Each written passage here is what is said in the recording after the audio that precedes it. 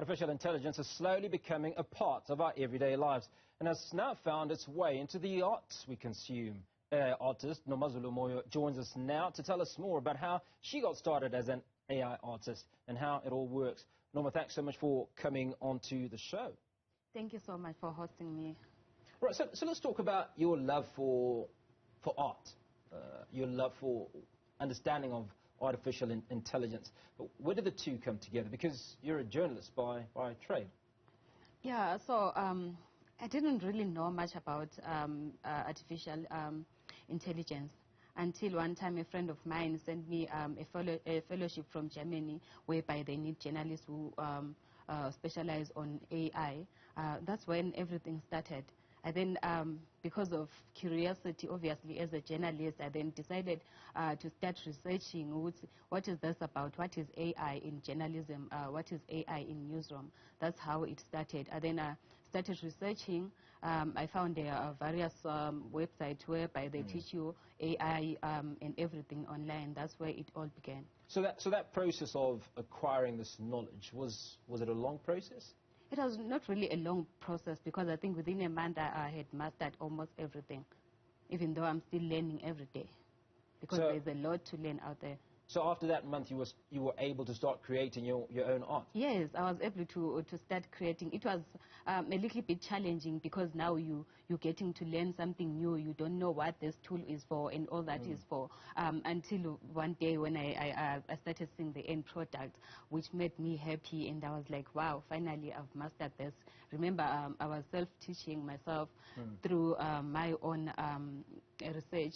So it was a little bit challenging, but yeah, I got to master it. So when you got into AI art, what was the ultimate objective? The ultimate objective was because I wanted a fellowship in Germany, so I wanted to see why do they need journalists who specialize on this. That's where I started doing my research because I told myself, next year I want to go to Germany through this fellowship. Now, obviously, a lot of what comes out of artificial intelligence is based on what you put in. Yes, it's based on... Is a big aspect of this almost mastering the right language to put in order to get the result that you want? As a journalist, it became easier, very easy for me because I'm a creative writer. So in order for me to get a perfect end product, I have to be creative and know what exactly I want. So it's fair enough to say that when you started out and you gave AI, so whether it was ChatGPT or whichever platform you used, an instruction, that same instruction probably 2 or 3 months down the road would not have been the same instruction that you then put in. Yes, that's possible. That's possible. So let's talk about that growth, that journey that you've walked from when you started to where you are now. What has been that involvement like? It has been very interesting because you start doing this, you've mastered it, you are happy. Now you start putting it out there, and then the way people received my products was amazing because I didn't expect it. I remember I posted on Twitter and said, this is what I spend my free time doing these days. And then I posted maybe 8 pictures or so. And then the comments were amazing. Someone was like, I said, rate my art out of 10. And then someone was like, you shouldn't be asking us to rate this. You should be telling us how much it is. I then realized, okay, this is going somewhere. Yeah, we're obviously seeing some of your art on the screen at the moment. And it's beautiful. I mean, I like this picture here. We've got pictures of little girls looking a little bit worse for wear. What inspires some of the pictures or some of the art that you come up with?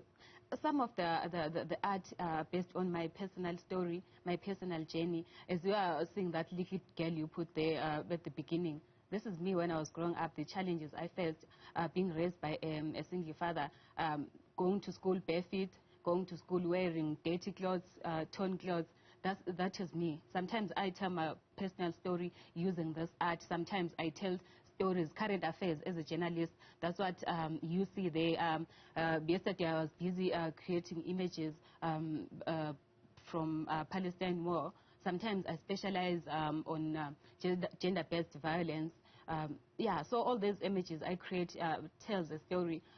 When you are a journalist, you know that a single picture tells 1,000 stories. That's why when you look at my art, you can come up with a lot of stories. I want to go back a little bit to your journey. Yes.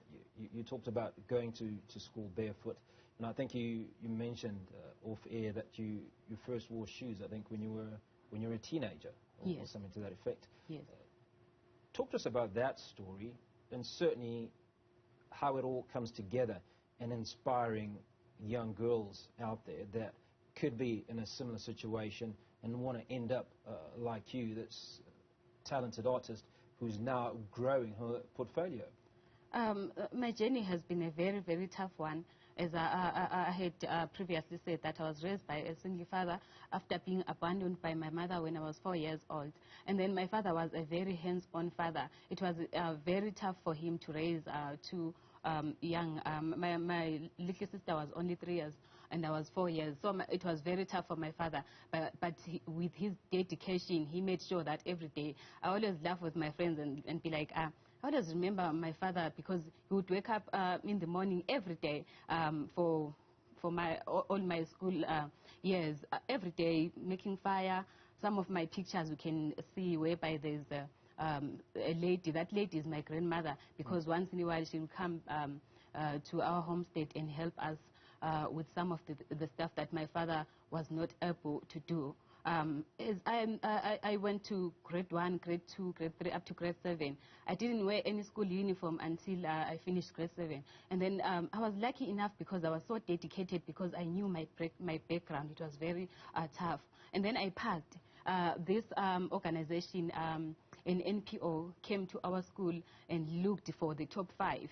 And lucky enough, I was top 2. That's when they picked me, took me to secondary school, bought me school shoes, bought me a uniform. It was my first time ever wearing a uniform in high school. So I would say to young girls who are suffering, as you see some of my pictures, a few weeks back a few weeks back when schools were opening, I was so touched seeing students crossing rivers flooded, going to school. It reminded me so much of myself, the challenges of the journey of going to school, that dedication of wanting to get there because we believe that education is the future.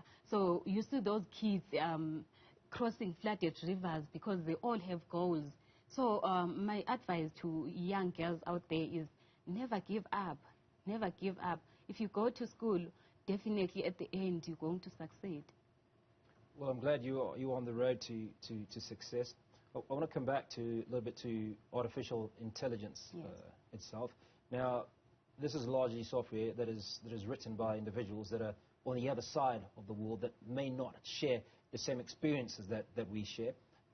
Do you find that it's inadequate, for instance, in telling the story of a young girl who was poor, or an experience that is typically African? What do you think that the creators of artificial intelligence have done enough research that allows even those of us that are telling a story in the eyes of Africans for it to be replicated as a true African story?